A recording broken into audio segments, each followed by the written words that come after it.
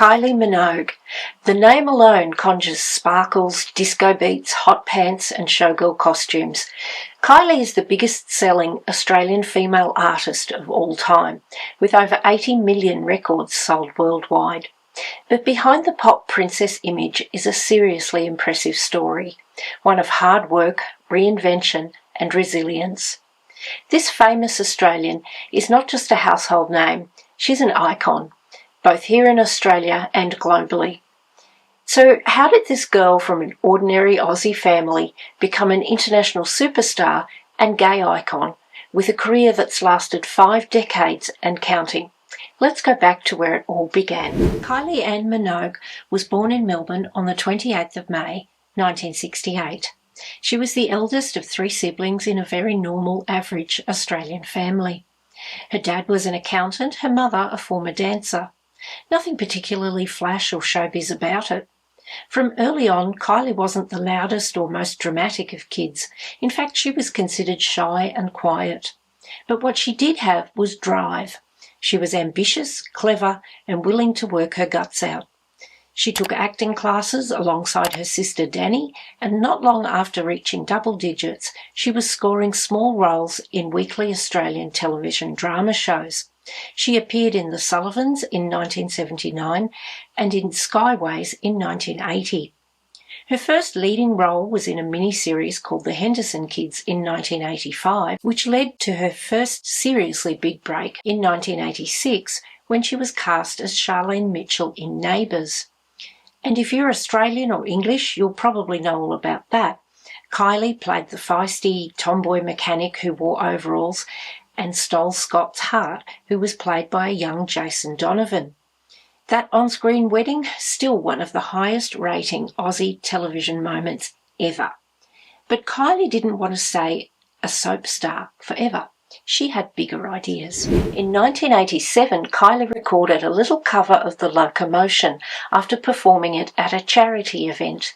It was wholesome, catchy and fun, showing that she had more to offer than just acting.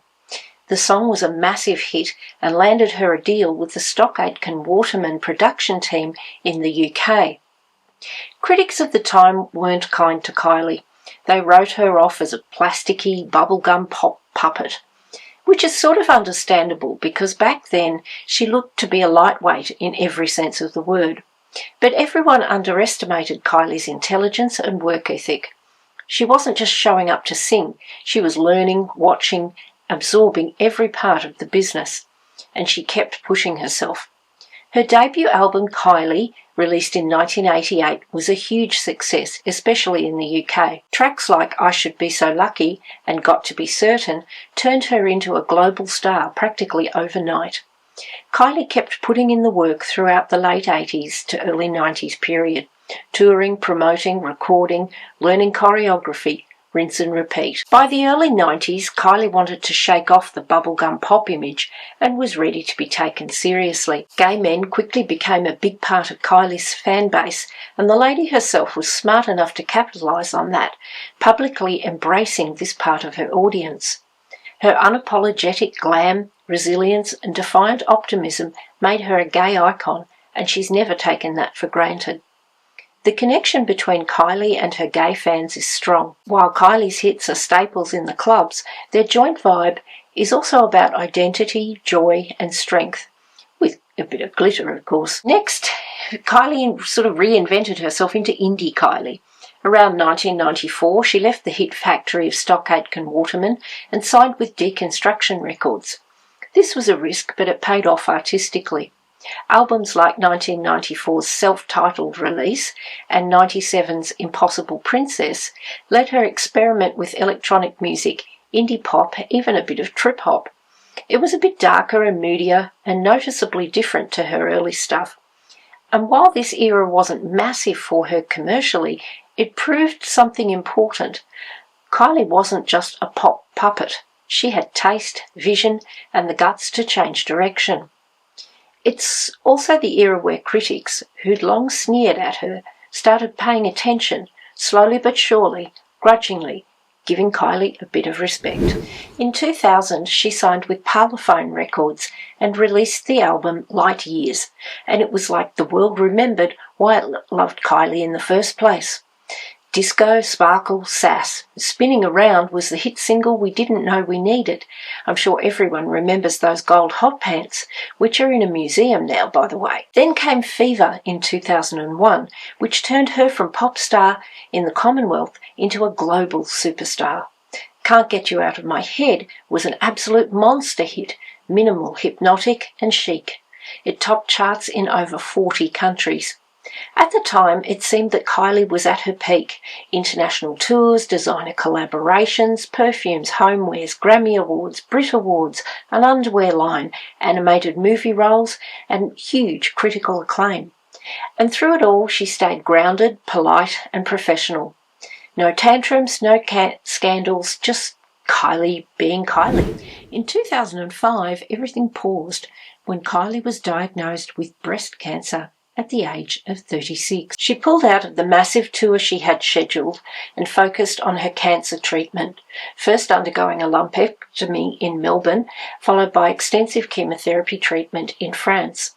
And through it all, her grace and openness inspired people around the world, particularly young women who suddenly saw breast cancer as something that could happen to anyone. Kylie's cancer journey didn't define her, but it did refine and perhaps refocus her. You could feel it in her music. It was sort of stronger, wiser, and more meaningful. As a result, her 2007 comeback tour was emotional, powerful, and absolutely packed. Since then, she's never really gone away. There were more albums: X, Aphrodite, Kiss Me Once, Golden, and Disco, which was released right in the middle of the pandemic and gave everyone a bit of sparkle in a fairly dark time. Then in 23 came Tension, featuring the smash hit Padam Padam, a weird pulsing sort of banger that went viral and brought her to a whole new generation of fans. Then, in 2024, her 17th album, Tension 2, was released. Now, all this makes it sound like Kylie's had it kind of easy. I mean, the outward facts of her life and career are obvious. She's pretty, nice person, successful in music, known worldwide, great live performer, dabbled in acting, good at reinventing herself, and more. But, in fact, she's had plenty of setbacks along the way, and she's copped a lot of public criticism. She was knocked back by Young Talent Time as a youngster. She was written out of the Henderson Kids. She was called the Singing Budgie for years. In 1989, she was dropped by Geffen Records in America after her second album failed to sell well there. She had zero creative control under Stock Aitken Waterman, dropped by PWL for changing direction in the 90s, rated the worst actress in the English-speaking world for her role in the movie Street Fighter, had Virgin Radio advertise that they had banned playing her music because it was so bad, dropped by Deconstruction Records. In fact, there was a time in Australia, possibly a decade longer or more, when Kylie's early success was a bit mystifying to Australians, especially in comparison to her sister Danny, who was often touted as the more talented of the two sisters. It was Danny who was on Young Talent Time for years, Danny who got the TV hosting jobs, and Danny who married into Australian political royalty. But somehow, Kylie is by far the biggest star. So what is it about Kylie? Well, Kylie has never taken success for granted. She's worked bloody hard. She's classy yet camp, sexy yet relatable, somehow appealing to gay and straight, young and old, all over the world, all at the same time. At 58, she's a national treasure here in Australia and still going strong. She's also one of the few global stars who's remained, well, nice, genuinely polite, grateful and charming when she's on a talk show or visiting fans, and you have to think it really takes a certain sort of personality to handle life, their entire life, decade after decade, under a huge, blazing, seriously enormous spotlight. where so much of what you say and do is visible and criticised.